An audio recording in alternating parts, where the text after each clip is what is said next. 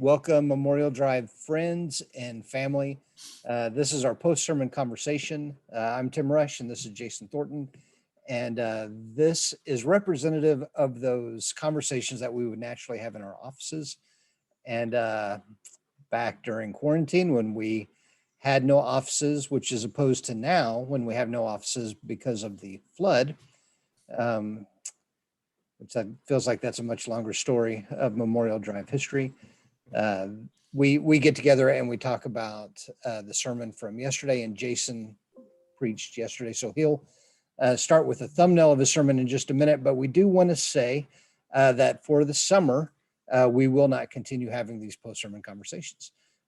So during that time, if you have any opinions about that, if you would like these to begin back up in the fall, let us know.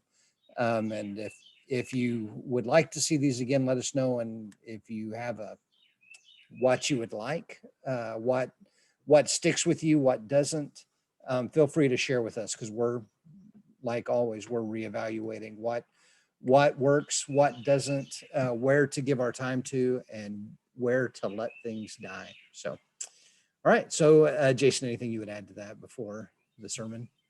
No, 100% what you said. And yeah, you letting us know, hey, this was good. And if you do have specific, hey, would you guys, if you say, can you juggle while you do it, that's not going to be a physical possibility for me.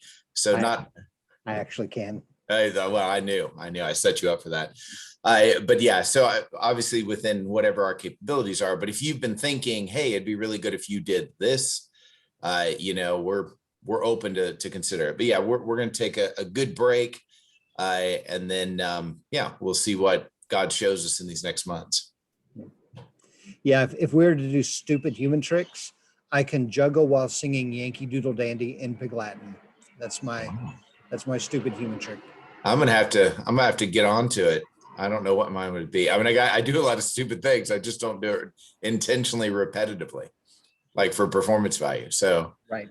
Yeah, I'll ask Heather what stupid thing I do repetitively, and then I'll tell you what I'll do for my trick. So, okay, yesterday's sermon, thumbnail version. Yeah, so it's Memorial Day, and it's always a little bit interesting. I am the holiday preacher this year. I had Mother's Day, had Memorial Day. I will have Father's Day, but you get July 4th, so you're welcome. You get Father's Day. Yeah. So, but yeah, it's always interesting because obviously it's not a religious holiday. I would say that honestly, all the holidays we have it's not truly religious. In the way we were raised. But it's one of those things, trying to figure out what is timely, what is, we take advantage of the opportunity. Hey, everybody's thinking about this, let's do it. And simultaneously, for the first time, in history, there's an actual remembrance of the Tulsa Race Massacre. And so that was heavy on my heart, and God had given me an opportunity to sit down with, Heather said this morning, she goes, I didn't realize you sat at the same table with the governor and his wife. And I said, did I say that? Because I didn't. I sit in a room, there were like, I don't know, 70 people there, 60 people there. And but we were there, and we were meeting with the governor, and I always lose his name, Phil Armstrong, who runs the new museum they're about to open. And the pastor from Vernon AME was there, and he spoke. And so a variety of people, we had a bunch of people pray. And so that really encouraged me to know about how all the prayer was going in. So that kind of set the tone for me wanting to speak to that specifically. On the other hand, I have done, and you can state your own reasons, but I have been really careful not to get into any kind of cycle of being feeling like whatever the current event is, I need to preach about it. I feel that's ultimately unhealthy for a church. And then it's like, well, which current event rises to the occasion for you? It's constantly, well, hey, we had this vote and you didn't preach about it today, or hey, this bad thing happened in Uruguay and you didn't preach about it today. And so that's always been on my mind. And then the other dynamic is, I don't want to be in the condemning business. Yeah. I don't think it's my role to be condemning sections of society. And I don't think Jesus even did that. And he could have been obviously the one without sin in the room. He could condemn. I still think, hey, let's not cast stones unless you're sin free here. I think that applies to these kind of things. And I certainly don't mind calling sin, but I'm not going to go and say, well, this week, the people that did bad things that I'm going to condemn are named this, and I'm going to say that. And that idea that if I don't condemn it, I support it, that's just nonsense. It's just nonsense, And so trying to find what is a healthy way for the church to show up. And I know this is a long thumbnail and not really to the point yet, but that's kind of where I was. I'm like, how do I present this in a way that's productive, that speaks to and honors this horrible tragedy that happened, horrible crimes that happened, without getting bogged down to our main goal isn't to say who's the enemy here, who's the bad guy. We already know who the enemy is. It's the devil, So the thumbnail was the idea that the world is full of pain and chaos and strain. And so how do we respond when we feel like often it's way over our pay grade, it's way above our heads to do anything meaningful to impact a whole culture? And this led me to the dynamic of love the one is the title I gave. And it should have been love the ones, grammatically, but love the one mission. The fact that we are people of the Great Commission that is guided by the Great Commandment. So we are the ones, for lack of, there's no plan B. We are the ones to share the gospel with our generation. Second is we have this one unity. So when I say we are the ones that share the gospel, that means all those who call on the name of the Lord Jesus Christ, all those who are united. It was never about the name on the door, the doctrinal set, the history. Our heritages have rich meaning and value, but that doesn't define us any more than our tragic history. I'm a Tulsan, and white Tulsans killed a bunch of black Tulsans, and that doesn't define me. I need to honor it. I need to mourn for it. I need to make sure that, man, that never happens again. But it doesn't define me. And so my Church of Christ history doesn't define me. The Restoration Movement doesn't define me. Christ defines me. And then the last one is the one person. I find it really odd how Jesus ran his ministry. Now I was raised with it, so it took me a while to figure out, man, he does not run his ministry like most people do. Like Craig Groeschel started a ministry that ended up being called Life Church. And one of his big things was he went to a church leader and said, if I can get this church, if I can get the 20 somethings to grow from 20 to 100, can I have a full-time job here? And he did it, and that 20 to 100 ended up becoming what Life Church is today. But the whole point is, do you see how God blessed me? Because now I have 1,000 and now I have 5,000. That's human thinking. And I'm not against Craig Groeschel. I'm just saying Jesus ran it totally opposite. He would draw in big crowds and he would thin it out every time, including a sermon you covered or a topic you covered a couple weeks ago. And this dynamic, I think, is really fascinating that he so often hones in on the one. And I didn't mention this yesterday, but it's how God worked. God has a whole nation of Israel, but he's talking to Moses. He's talking to Joshua. He's talking to the one, and then when Jesus comes along, he doesn't attack the power structure, whether it be the government or the Pharisees, the religious leaders. He doesn't do that. He talks to the one. Now, at times there's a crowd there, but it's almost incidental, And I think we get fixated on, well, if I can't make this huge difference, then I can make no difference at all. And if we don't have quick response, quick fruit, we kind of shy away. So this idea of just honing in on the one person in front of you, and the basic thing is pray and give and listen with love. That was the basic mandate, if you will. Well, that message of the one, it was really striking, really convicting, and I feel like it always is, probably because I don't do it well. Like each time I hear that idea, I realize, man, I know that that's right, but that is the hardest way to feel productive. It's the hardest way to feel like I'm deserving to have the role that I have, because I want something to show for it. I want to show that what I do matters, and it will feel like it matters if it matters to more people. But man, Jesus, he didn't go that way. Yeah. Yeah, I do. I think it's really striking. To me, it's counter everything I was taught in all of my biblical education and ministry education. Yeah. Man, I don't remember if this came from the Jesus I Never Knew by Philip Yancey or if it was another book that pointed out the temptations of Christ to feed, to have instant bread, to show basically the wow factor, jump off this uh, high place, show that you are the Son of God, and in these wow ways, and how Jesus rejected all of them, and how we try to do all of them, how we want to embrace them, and Jesus just went about everything backwards. He and I'm seeing that in the one, like just focus on the one that's in front of you.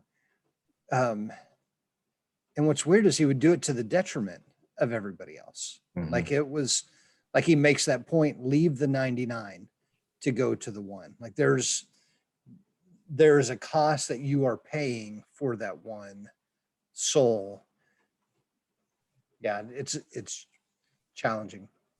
Yeah, and I think whether it be parables or just his interaction, when he states any kind of teaching, watch for it. I always watch for it in the surrounding chapters, and how it shows up that we talked about before. In the context, I referenced one of the passages that talks about the apostles arguing about who's the greatest. And it's like they're having that argument in another, I think it may even be that exact context. And then Jesus later pulls a kid aside and said, hey, this is the greatest. You know what I mean? And so he's living out what he'll teach and then he'll do. So obviously in this context, Luke 15, he's saying, look, it's the one, it's the one, it's the one. Because the Pharisees devalued the value of the one person, and they had taken, they didn't see the tax collectors and sinners as a bunch of individuals that need the love of God. They saw them as a collective group that were less than. Mm-hmm. They were basically having the same conversation as the apostles were, but just on a group level. They were the greatest in their culture. Not, I assume the Pharisees argued among themselves who was the greatest of them. But you know how we do this, like you and I may argue, but then we can step back and say, but at least we're better than that group, right, whatever that group is, And I think, you go a few chapters later, and here's Jesus. He's got this big crowd, all of them longing for his attention, and he picks Zacchaeus, the one, in most cases, like the blind guy that's yelling out to him later on after that. And he's like, he stops. And the crowd's like, shut up, shut up. It's like, hey, wait, he's looking for you. Go to him. Now we're excited about you, and the fact is he misses a lot of ones that think they need his attention, that think they need more of him. He walks away, like, for example, in Luke 4 from I would assume a decent crowd of people that think they need to be healed, obviously the passage you covered was at John 6, where he walks away from the people that want to make him king. He does a good bit of walking away from the one. Yeah. So, and that's a part I couldn't cover all of that.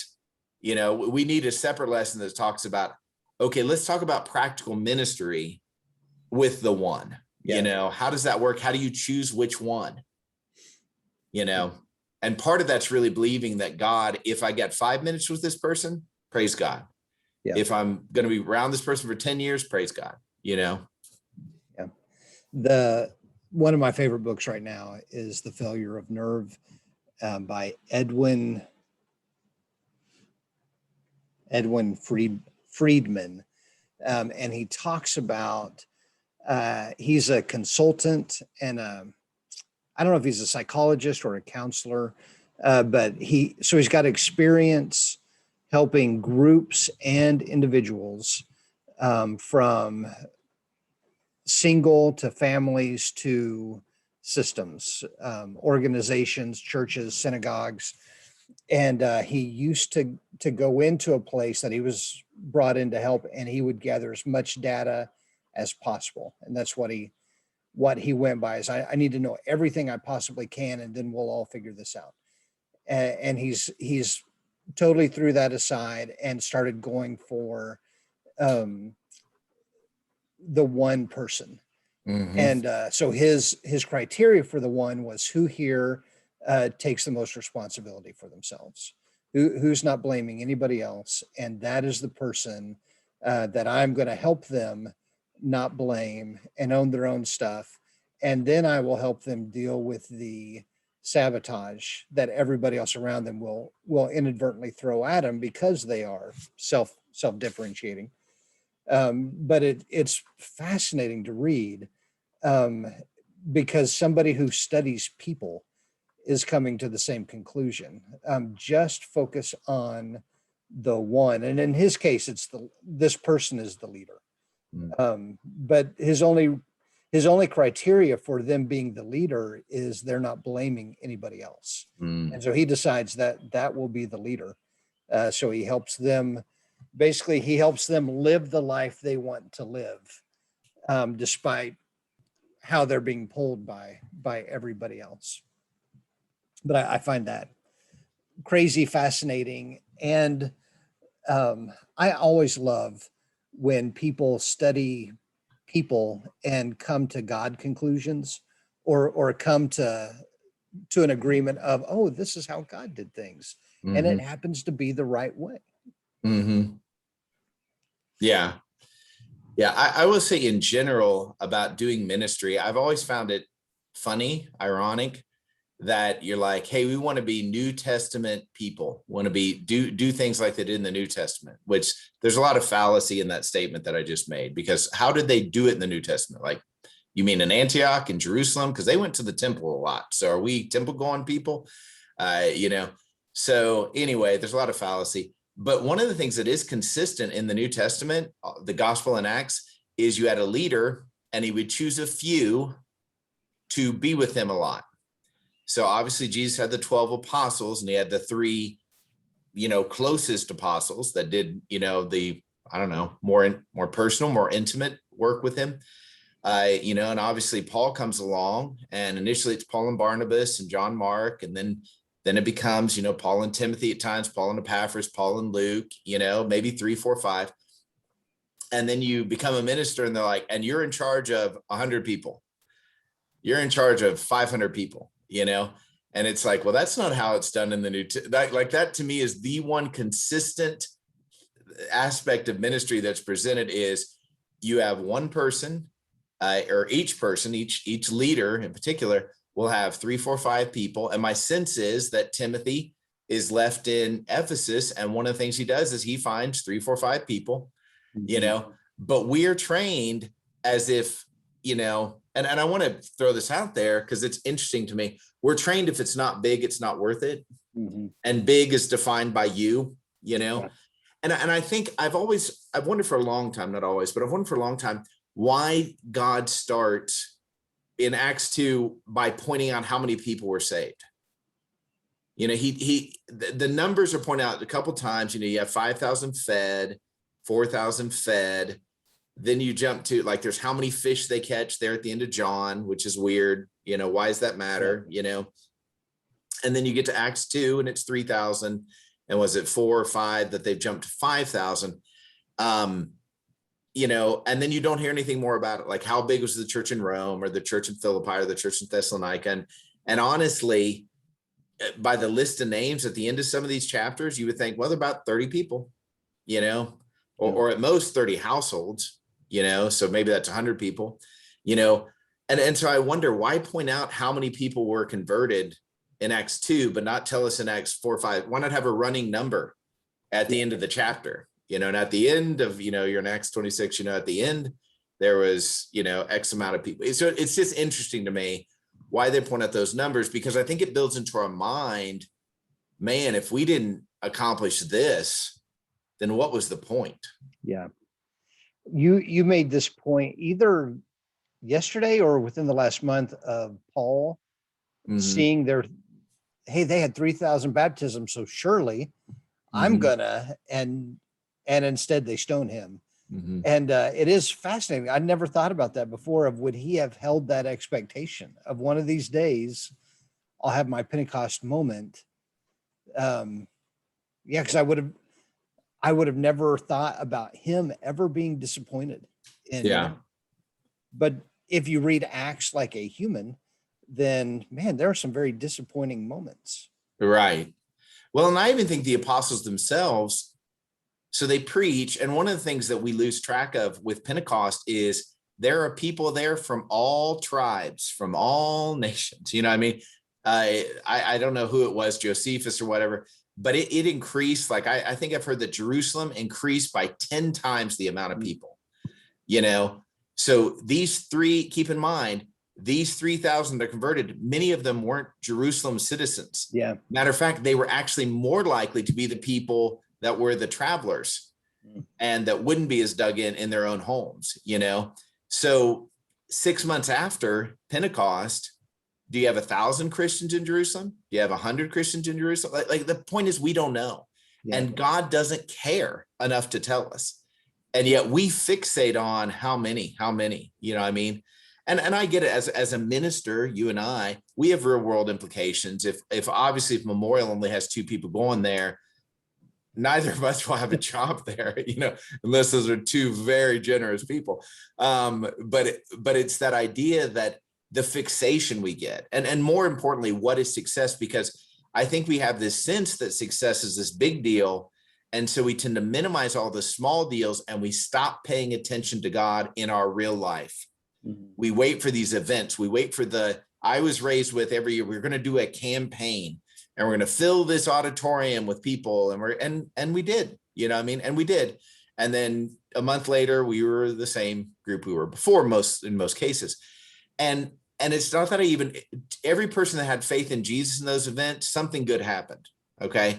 But I think we just define success in really unbiblical ways.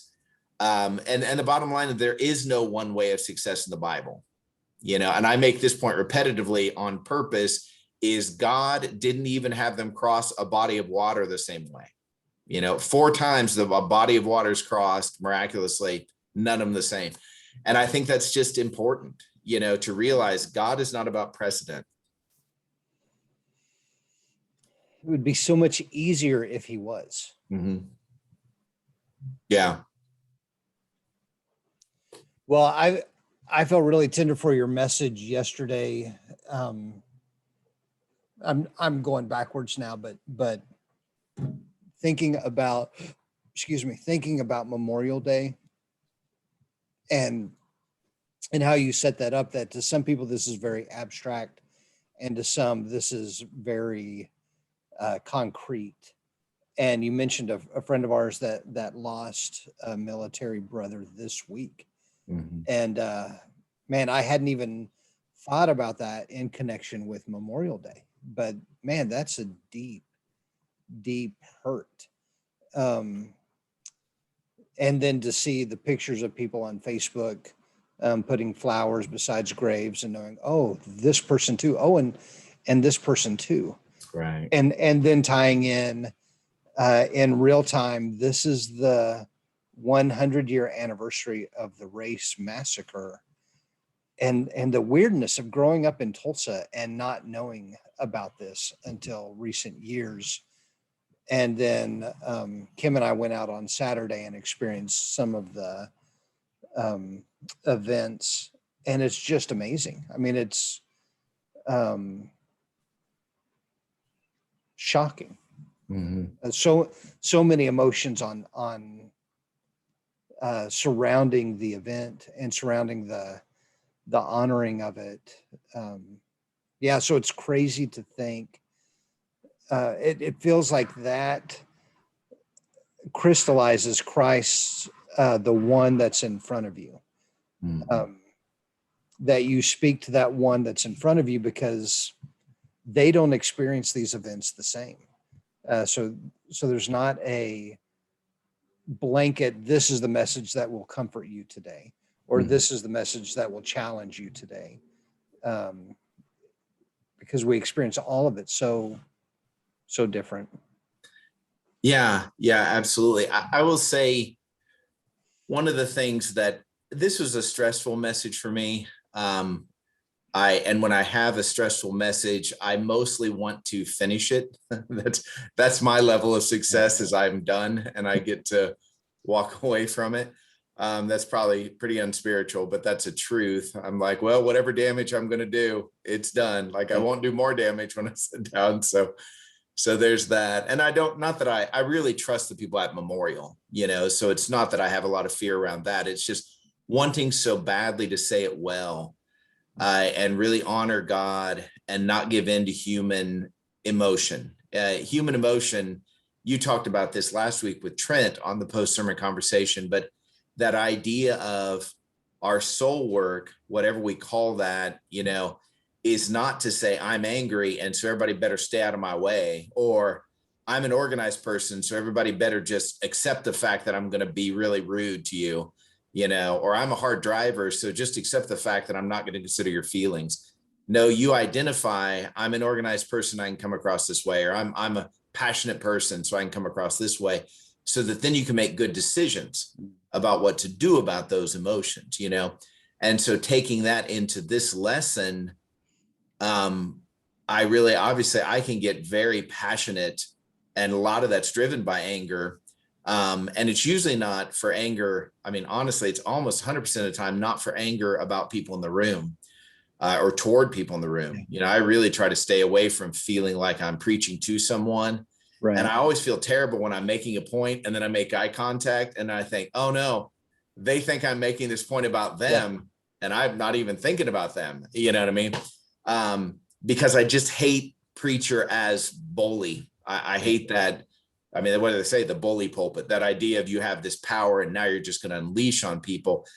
So that's on my mind. I don't want to get so into my anger over this situation and over sometimes my sense of helplessness to do anything about it, to do anything productive. Here we are as an all-white church. I can point to all of the ways that we have over the years and continue to reach out to anybody, but certainly to mostly Black churches or mostly Black schools or mostly Black communities, and feel great about those opportunities, but at the same time, it's just, as long as the pain exists, you want to do good. And so trying to present a productive message that isn't too vague, that's specific enough without getting sidetracked with all the way these messages are co-opted. Because as soon as a white person says, I want to do good here, you will have another white person present themselves as a white savior. I mean, that is so typical in community service I've done over the years, where we're in helping not just to Black communities, but any community that needs help, that we come in and then we spend another big chunk of time patting ourselves in the back, often in front of the people.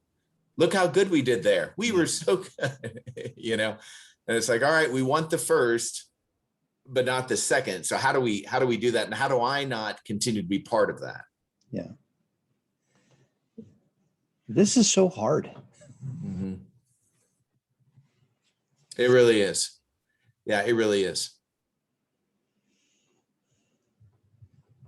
One of the things that was hard yesterday was I always debate when I'm going to use a story about a person. I just always debate, okay, number one, I assume this person will hear this message. You always have to assume the person will hear this message. And one of the things I said toward the end when I showed the picture was, what's beautiful about this isn't that my friend is Black and I'm white. What's beautiful about this is it was neither of us can take credit for that relationship. God did that. And the truth is, and you're always deciding what not to say and what to say because you've got a limited amount of time. But the truth is, Trey is at least 50% responsible for this relationship. I kept showing up at school. I kept showing up for groups. I would show up, but it got to a point without his invitation into his life and his ongoing inclusion of me, the relationship would have ended. I could point to, my groups are usually I don't know. I mean, 7 to 8 are the core. Sometimes it gets to like 15. But so that's two groups of 12 people I've walked through, junior high with. And of those, I'm in contact with 2 from the first group and 3 from the second. Mm. You know what I mean? And that's not to say anything bad about those I'm not in contact with, but it's this two-way street. And that'd be an important thing to think about when you're looking for the one, okay, God, who is my one? Yeah. And I don't think I think that's probably bad use of that concept. I think the one may be a person, again, you're with a minute, you're valuing this moment because you don't know what you're going to have beyond that.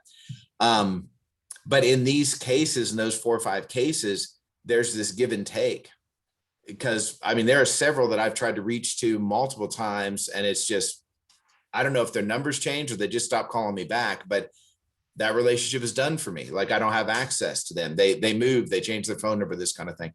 And so I think that's important to say, is that it's never one-sided. It's just not going to work. We have too much freedom in our world for it to be a one-sided relationship. So I just wanted to make sure that was clear, because often I just feel like I don't want this to be like, look how good I'm doing. Yeah. Well, I'm really glad you shared it. It felt to me similar to when we talk about finances and giving, and we want to share stories to encourage people, but nobody really wants to share their story because they feel like, oh, I'm either showing off or I'm getting my reward from men instead of God. And so we don't want to tell that. We don't want to tell the good on ourselves. And so I really felt glad that you would share that, one, because it's tricky. Like, how do I share this appropriately? And so I feel like even whenever I hit that, how do I share this appropriately? Well, it's just easier not to. Right. And so I'm really glad that you would step into that. And with the picture, that just put it over the top. Like, that was really great.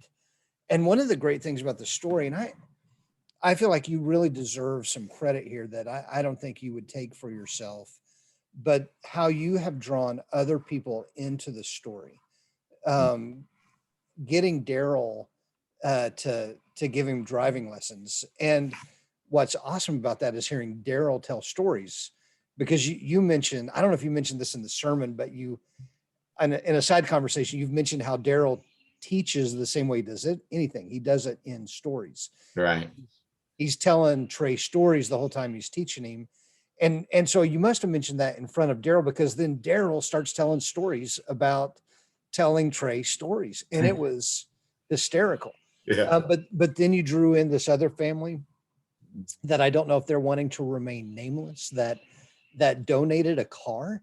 Like, it just takes it from being a special moment to expanding, because now other people have a piece of the story that they can share. Yeah, absolutely. And I think, this is the thing is, and this, I was telling on Wednesday night, I was in my regional small group. And so the guy, Sean Kendall, who's leading my group, he said, hey, tell us a way that scripture has come to life for you this week. And man, I was just thinking of that dynamic of you can take it from a lot of angles. You sow and you sow, and your job is to die to yourself, not to figure out what's this going to look like when it grows, or how long is this going to take, or, this kind of thing. You just keep dying to yourself, because you are the seed. And unless the seed dies, it cannot grow. And you're also planting seeds. So you have all this metaphoric seeding that's going on there, or dying to yourself, that's going on there. And I was sharing this story. Well, then afterwards, somebody came up, and I did share this on Sunday, and they said, man, you're like a magnet. Because what was interesting is, the day that Trey graduated, another student who I hadn't talked to in several months contacted me from the second group of people, because COVID short-circuited their graduation and the last of their year. And so it's been, and obviously this year, because I couldn't go into school, and so it's just been a difficult connecting time. Like, basically, I would have connected to a whole new group of 6th graders last fall, except I couldn't, because the students weren't at the school for the majority of the year. And so anyway, So I was talking about Trey, and this other student contacted me named Jakai, and we're going to get together sometime this week, and I was telling him that. He goes, man, you're like a magnet for these relationships. And I'm like, no, I'm not. And this is what I remember when your dad would tell stories about, he would be in baseball camp, and he'd make this connection with somebody who happened to be famous, at least for baseball people. Half the time I wouldn't know who he's talking about, but anyway, but he would make this point. But if you listen to Terry's story, it would be like, most time it'd be hours or maybe years of dying to himself before he made this one connection. And the message the devil wanted Terry to take on was, you're terrible at this. You're not a good enough baseball player. You're not a good enough preacher. You're not a good enough, outreach person, connector. That's the message the devil wants to send to all of us, is that if we don't have instant fruit, we're no good. And then of course the opposite. If we do have instant fruit, look how good you are at this. You're better than everybody. Everybody else is slacking, so that's the way the devil works us. And that's the thing of the message that's most important to me, is this idea of, this was not because of my brilliant strategy. Literally, if you want to know my strategy, if I go reach out to sixth graders next year, you know what I'll do if they allow me in, is I will go in with a ton of fruit snacks, like boxes of fruit snacks, and I will hand out fruit snacks, and then I will just see who God brings to me. And the first year, it took 6 months to figure out who God brought to me. And the second group I had, it took probably 6 weeks, to figure out, these students keep showing up and they give me some time to talk to them and they seem to be listening. And then I'm like, hey, you guys want to get together, during lunch and talk about some other things, kind of thing. So it's not much of a strategy. It's just, this is what I know to do. So I'm doing it until God gives me something new to do. Well, I think, when you think about who is your one, a lot of times it's, I think of Jesus saying to the apostles, I'll make you fishers of men. And in that sense, we're throwing out hooks all the time. And who expresses interest, and I see Richard Justice, like one of his hooks is, hey, would you like to get breakfast with me on Tuesday morning? And he has a group now that gets together with him for breakfast, and it's about mutual encouragement. And so he's throwing out lines all the time, and some are interested and some aren't. But then even at this restaurant that he's now at pretty consistently, some of the waitresses have become his one, because while he's there, he's not just focused on those that have said they would come, but he's focused on those who are serving. And so it's fascinating to see, so a piece of it is I throw out an invitation, and the people who say, yeah, I like your fruit snacks, I'll come again. That's who it is. And then I wonder if there's a piece of the parable of the talents of, what do you do with the 2, the 5, or the 10 that respond? Do you invest? Do you give yourself to them, or do you just And so there's multiplication, or there's not. And I don't want to then turn this into a works-based theme, but there is perhaps something to, what do we do with what gives us, with what God gives us? Yeah. That's an interesting thought, because I will say this. So I met with a group for, 3 years, and I started with the second group. So I was a year into the second group, and I made a strong connection with several of the members of 100 Black Men. And that's, if you don't know what 100 Black Men is, it's a national organization, and they have a Tulsa group here. And so the idea, their theme is, if they can see it, they can be it. And so they try to be basically adult men, in this case, adult Black men, in front of these Black students. And then they teach them a lot of very functional things, huge on respect, on taking responsibility. They do a lot of service, a lot of mentoring. So they invited me into one of their meetings, which is always a fascinating, privilege. I'm like, oh, I'm the white guy in here. I mean, so I'm just there and I'm standing against the wall with, these other men that I know, and just watching them run the meeting. And then I realized, oh my goodness, like this is my first thought. I've been doing it wrong. Like I have just a free flowing conversation with my kids, my guys, you know what I mean? And then I'll bring them to a point and I'm like, hey, this is what I want to talk about today, and most of the time I've got a window of about a minute and a half of what, and if you know me, I can fill a minute and a half by breathing in and breathing out, and so it's a challenge, and I've tried, oh man, a dozen different ways to get them to engage just truth concepts. And sometimes I'll share a Bible story, sometimes I'll share a concept, but in looking and comparing myself with the group that these men had, I mean, I was like, man, I should just quit. I mean, that's my first thought. Like these guys are actually teaching these guys how to be men. And I'm just, what am I even doing here? You know what I mean? And I want to be clear, I have something to learn from that group.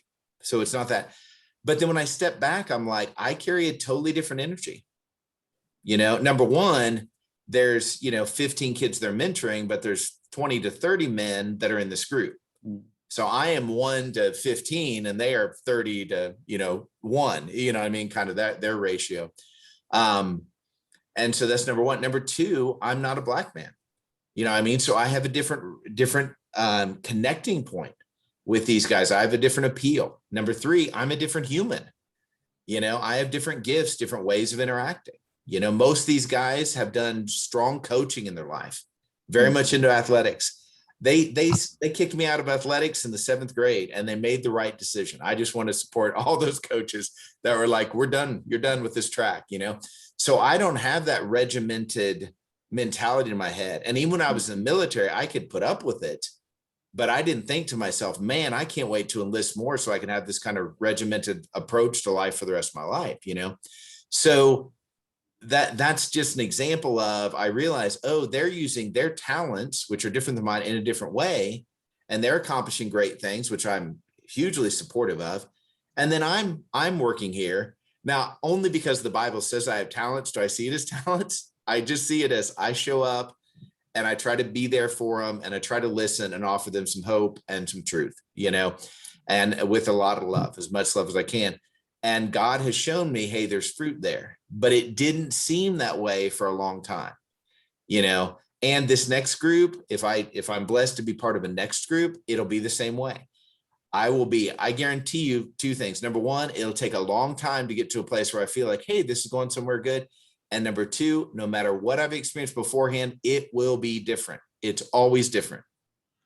Man, that's one of the things that I loved and hated about working with AIM was that no matter how many years you were there, the next class was people. And so you knew it was going to be completely different. And Right. I would feel more confident in the schedule and responsibilities I was going to be asked to take care of. But I also knew, man, they're going to be curveballs because we're working with people. I hadn't thought about that oh my goodness, doing that with junior high kids, junior high people. That brings its own level of intimidation. Right. Yeah. And I was blessed. Well, I'll be honest, I was only out there an hour, usually, because they were in class, obviously, the rest of the time. So that helped, I felt deep sympathy for the students when they complained about the teachers, and for the students when the teachers, when they complained about the students. I was like, yeah, and it was funny, especially before Monroe got so big, when they were just 300 students and about 25 to 30 on staff. I knew a lot of the staff pretty well when that number was much lower. And I would talk to the students. They'd be like, I can't stand this teacher. And I'd be like, well, this teacher is da, da, da, da, da. I'm like, really? And then when I talked to the teacher, I'd be like, well, this student is da, da, da, da, da. And, I had such a small window. I'm dealing with a dozen students and they're dealing with, right. 100 students. But it was this fascinating, it's just that every situation has its own unexpected And our human tendency is, I just want to learn the right way to do it and then do it right. Yeah. Even disorganized humans like me. When I first went in, they were like, you can mentor some students. And I was like, so what does that mean to you? And they're like, well, you'll figure it out. I'm like, okay, Yeah. and that's the thing is, if I told you, if you're like, man, I want to go to Monroe, and I said, hey, here's how I do it. If you would stay doing that a few years, you'd do it totally different. It's just the nature of that kind of ministry. Well, I wonder if this is a part of where we struggle with discipleship and people feeling unprepared or ungifted at discipleship. And it's because as much as we would want to say, hey, this is how you disciple people, it seems like that changes and it evolves, and there's no precedent. And so it keeps us sitting on the sidelines thinking, okay, as soon as the coach can teach me well how to do it, I'll get in the game. But we don't want to admit that's what we're doing, or that we feel that way. Yeah, that feels oddly correct. Yeah. And I think of even Jesus and the way it seems to me that, again, if taking a chronological view of the Gospels in contrast to how it's laid out and trying to figure out, what came first, but there does seem to be a lot of general teaching at first. So you got like the Sermon on the Mount and things like that. And then a lot of activity with the apostles, and I don't know how long a time it is. My guess is a good year and a half before he sends them out on their own. But that's a lot of just walking around doing I don't want to say nothing, but I mean, it took time to walk from one city to another, and there's a lot of obviously unrecorded history there, but it's just, there's a lot of stuff that they didn't do much. They just watched and watched and watched, and so I think, so when I'm thinking about even Trey going forward, Trey has aspirations of becoming a carpenter. And so going to a technical school and working on that. And I'm thinking, okay, who do I know that's into carpentry and that might be able to help him, and just just work on the next thing. It's like not a huge, what do I say? Not like, okay, I'm going to teach you how to, I don't know anything about carpentry, so I can't think of an illustration. I'm going to teach you how to measure a 2x4. There we go. And that's the kind of throwaway job they'd give me. That's why I can identify with it. Jason, you're measuring all the 2x4s. I'm like, aren't they 2x4? They're like, yeah, you just keep measuring. I'm like, okay. But you don't have to say, I'm going to teach them that. And then, the Levitical system, on the side. Now, if you have the giftedness to do that, great. But I think we try to figure out I don't know. I just think we assume that we know what excellence will be. Yeah. And then we work towards that point of view. And I'm not anti-goals, but I am, if Jesus himself said, the only thing I do is what the Spirit tells me to do, then I have to be really careful then to say, the only thing I have to do is what the Spirit tells me to do, but I know what he's going to tell me. So I'm just going to go ahead and figure it out myself. I'm like, well, that may be God telling me I don't know how to listen to the Spirit is what he's really telling me. So it's just the idea of, I guess I just keep coming back to, if I really consistently commit to Jesus, I know I'm all distracted and I know I want to take control, but at the end of the day, I really want to learn. I really just want to be with you in your presence and then share that with whoever you give me. Man, God does good things there. And the alternative, it usually doesn't go well. Just my general experience. Yeah. Hey, so we should probably close down. I wonder if we've gone over an hour, which I don't know that matters to anybody, because I think they just listen as long as they want to and hang up. So, yeah. But anything you would want to say about the month of June and the sermon series for June? Yeah, I probably going to send out something to maybe the congregation, but yeah, so myself and Connor Bryant, if you know Connor, we've been studying together for 6-7 years. And he talked about doing a podcast, and we we're like, how would we conceptualize what it is we've been doing these last 7 years? And at the root of it, we just came to the scripture and said, what amazes us about this scripture and what perplexes us. And so the last couple months, we've been running a small group based on that simple thought. And what's been fascinating is how stimulating that is to do that in community, and how stimulating it is to even do it on my own. When I look at a text, like a lot of my preaching now starts with, here's a text. What amazes me about this? What perplexes me about this?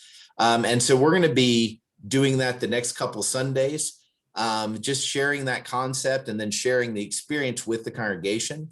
And so, yeah, really excited about that. We have Father's Day coming up. I won't tell you who our special guest is going to be, but I'm excited about him and the interview the conversation that we're going to have together. So, yeah, it's going to be a good month. Now I'm curious about the Father's Day guest. All right. And we All right, won't man. have post-sermon conversations following these. Right. No post-sermon conversation until the fall. Or never, whatever you want. Right. All right. All righty. Thank you, Tim. It's been fun. It has been.